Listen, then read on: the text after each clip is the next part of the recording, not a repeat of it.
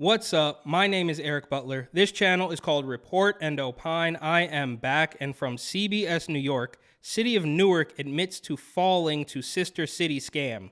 The city of Newark is admitting it got scammed. It was about to become a sister city with a Hindu nation, but there was one problem. The nation doesn't exist. So how do we get to this point? How does it get this bad? I ask myself this almost every single day.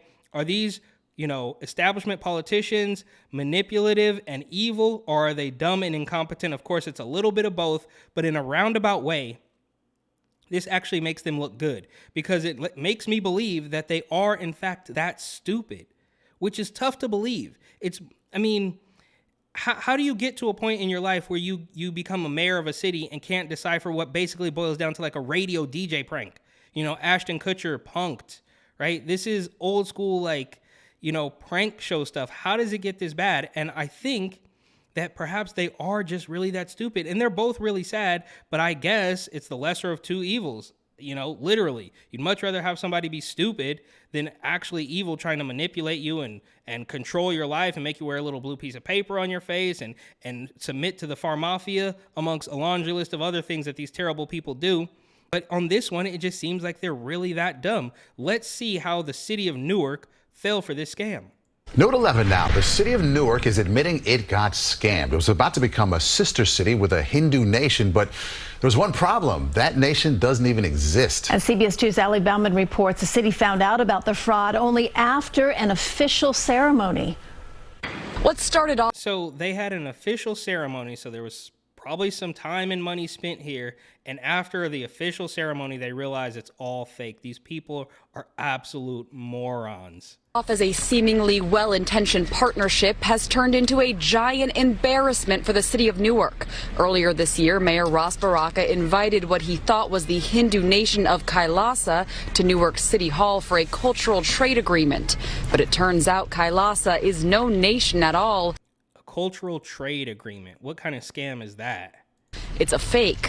Very embarrassing for the city. I truly don't even have words for it. I'm really sorry for the city that they got duped in that way. Though it has a detailed website, Kailasa has no real government. It's the brainchild of Swami Nityananda, a notorious scam artist and fugitive from India who has been on the run from rape charges since 2019. Whose job was it to do a simple Google search, right? Yeah, this guy's right. So this nation was created by a criminal, and they couldn't decipher that before they went through with this ceremony.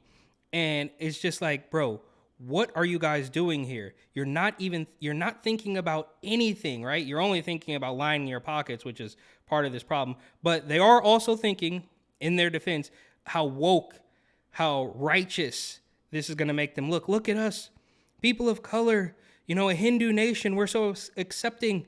We're so tolerant. We love everybody. We're just the greatest people on the planet. We're going to save you. We're going to keep you safe.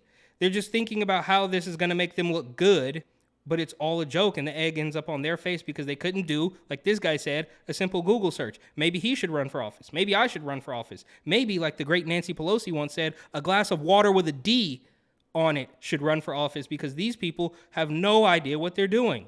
Right, as you said, no one in City Hall, not one person did a Google search. So maybe we need a transformation of City Hall, because not one person said, let me go on Google and figure out this was a fake city. You probably need a transformation of City Hall even without this stupid scam, right? Because I don't know too much about New Jersey, but I don't think it's a great place. I think they're, have a completely overbearing, control, power hungry regime as well. So yes, this silly scam is not the only reason why you guys need a transformation of government, but it's certainly not helping. A few days after the papers were signed, City Council rescinded the agreement. This is an oversight. Cannot happen any longer. The Newark City Hall insists no money was exchanged in this deal to become sister cities. The mayor's office told us, based on the deception, the ceremony was groundless and void. In a statement, City Hall said, although this was a regrettable incident, the city of Newark remains committed to partnering with people from diverse cultures in order to enrich each other with connectivity, support, and mutual respect. There you go. That was it. That's the entire thing. Is like, we thought this was going to make us look good. Diversity is our strength. Beep boop. They're little robots just talking about, just thinking about how many woke points, how many establishment points they're going to get for what this looks like. Look, we're bringing in the Hindu guy, a woman of color, diversity, right? That's all they're thinking about. Well, that's what they think about after lining their pockets and gaining complete control of the population, is how good it's going to make them look to their fellow weirdo political lizard people. Oh, we're still going to,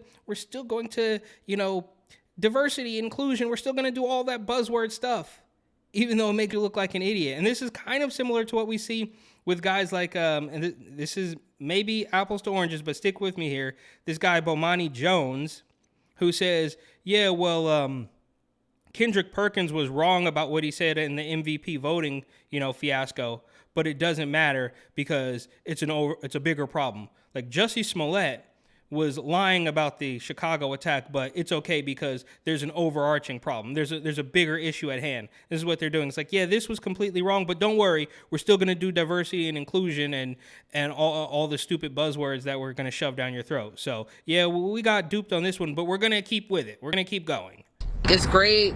Show love to the Hindu brothers and sisters, but yeah, it's a moment. Residents hope the next sister city comes with a Google search. In Newark, New Jersey, Allie Bauman, CBS 2 News. Yeah, so they can't even be bothered to do a Google search because they're so eager to look righteous and look woke. And even that last young lady there, she said it. She's like, yeah, well, we still want to support the, yeah. And I'm not suggesting, for the record, that you should be mean to anybody, but this whole sister city thing is an entire scam. She's like, well, we should be nice to the Hindu nation, our Hindu brothers and sisters, but this is a bad look. So they're not even going to learn a lesson from this, is what I'm feeling like. It's like they're going to get scammed once and they're going to pretend like, okay, next time we're going to do a Google search, but there'll be something else.